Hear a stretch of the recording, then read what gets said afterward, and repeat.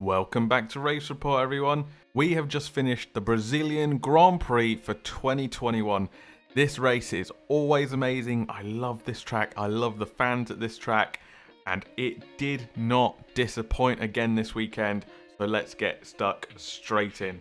The first thing to note about this weekend, it was another sprint race weekend. Timings were a bit off again, so we had qualifying on the Friday, then we had a sprint race on the Saturday, and then we had the actual race as usual on the Sunday.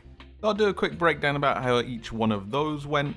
We also knew coming into the race that Hamilton would take a 5-place engine penalty in the race. Mercedes decided to change his internal combustion engine, thinking that more power coming into the last set of races is probably a good idea. Mercedes were 1 point clear of Red Bull in the Constructors' Championship at the start of this race, and Verstappen was leading the championship, the Drivers' Championship, by 19 points over Hamilton. But let's have a look at how the weekend shook out and see if those points changed at all. In qualifying, the major, absolutely monumental shock had to be Latifi outqualified Russell. It's the first time it's ever happened. They've spent years together in that car, in that Williams car, and this is the first time that Latifi has outqualified Russell. That's brilliant. Congratulations to him. They both still went out in Q1, so pretty sad for Williams overall. Stroll also had a bad qualifying. He went out in Q1. He had a pretty bad weekend overall, as we'll see as we go through, but this was just the start of it for him. At the end though, Mercedes dominated this qualifying. Hamilton specifically dominated this qualifying. He was so far ahead of everybody else. It was unreal. He qualified P1 with Verstappen in P2 and Bottas for P3.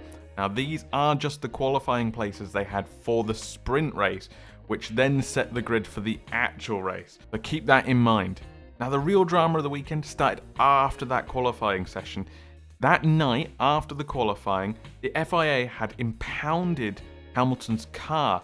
They believed that an infringement had taken place, a technical infringement. It took a long time for this to get resolved, almost the better part of a whole day, but they did come to the conclusion that there was a technical infringement on his car and he was disqualified from that qualifying. So that P1 he earned, gone. Basically what happened was there's meant to be a gap between the upper and lower parts of the rear wing, and when the DRS is open, so the flap on the rear wing, when that's open, that gap has to be between 10mm and 85mm. And the gap on Hamilton's car was 87mm, so it failed the test and he was disqualified. Now you might be saying, why was he disqualified? It's only 2mm, it probably didn't make a difference. And you're right, it probably didn't make a difference. However, the technical regulations are there for a reason, and the FIA are well within their rights to test against those regulations. The fact they tested and the car failed, no matter what the failure is, they get disqualified, and that's what happened with Hamilton here. But the drama wasn't over with just that piece of information.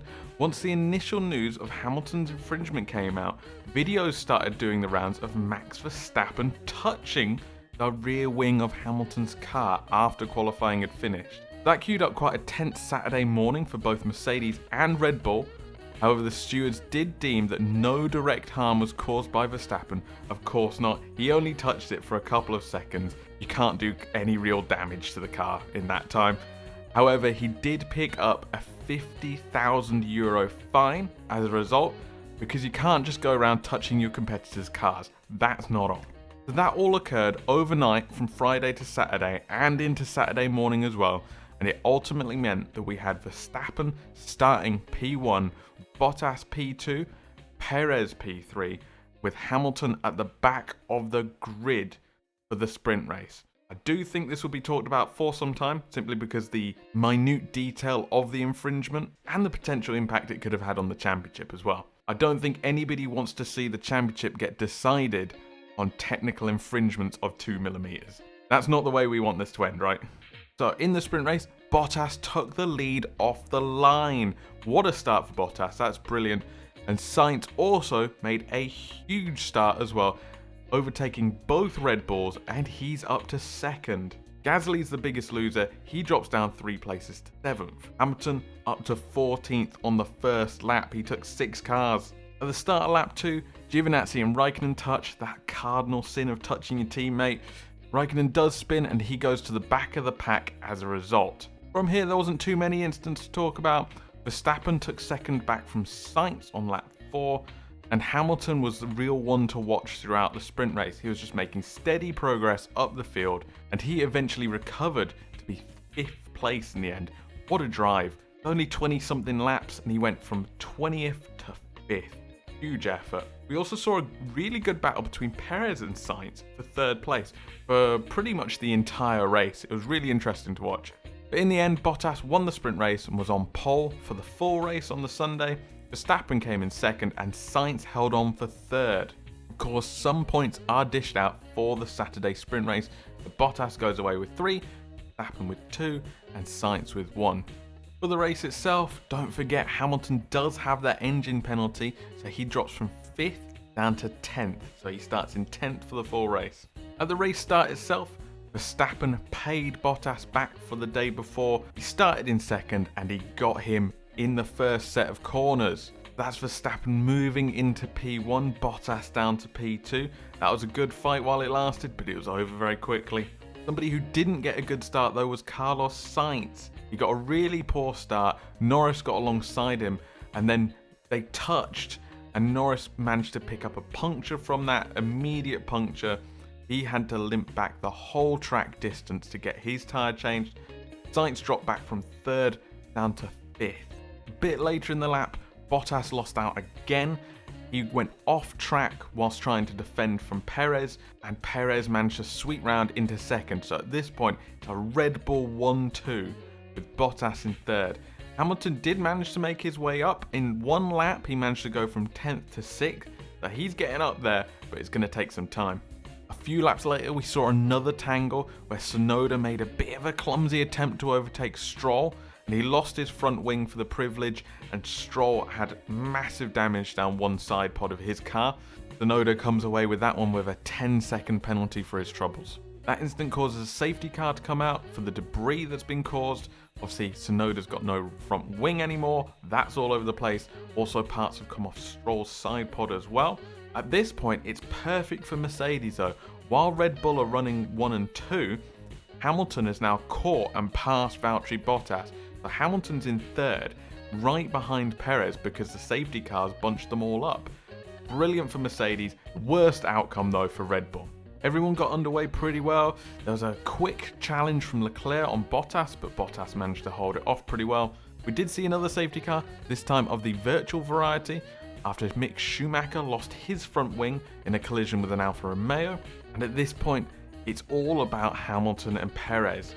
Hamilton is just hunting Perez down, waiting for his moment to strike. It's really entertaining to watch, and Hamilton did get Perez on lap 18, but then Perez fought back and got past him again.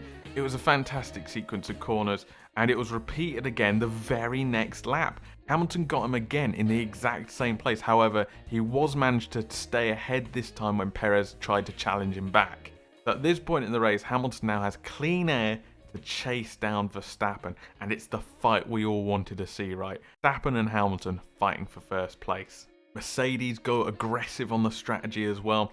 They pit Hamilton early on lap 27 for an undercut. Red Bull, of course, answer, bringing Verstappen the very next lap to cover off Hamilton's undercut. They stay in their same positions, but the gap is much, much closer as a result. And the incident between Tsunoda and Stroll is the gift that keeps giving for Mercedes. On lap 31, another virtual safety car is called out because debris on Stroll's side pod is coming loose again. It needs to be cleared. Bottas used this for a very cheeky quick pit stop. He actually got out in front of Perez. Now we have a Red Bull out front, 2 Mercedes, and then another Red Bull. So it takes Perez out of the fight to stop Hamilton. At this point, we're in the familiar situation of Hamilton trying to chase down Verstappen. And just as Mercedes start talking about pit stop strategy, boom, Verstappen comes in. Red Bull pull Verstappen in for an early pit stop on lap 41 to avoid the undercut. He takes another set of hard tyres, and as a result, Mercedes leave Hamilton out to see if he can take any more life out of his tyres and build a gap.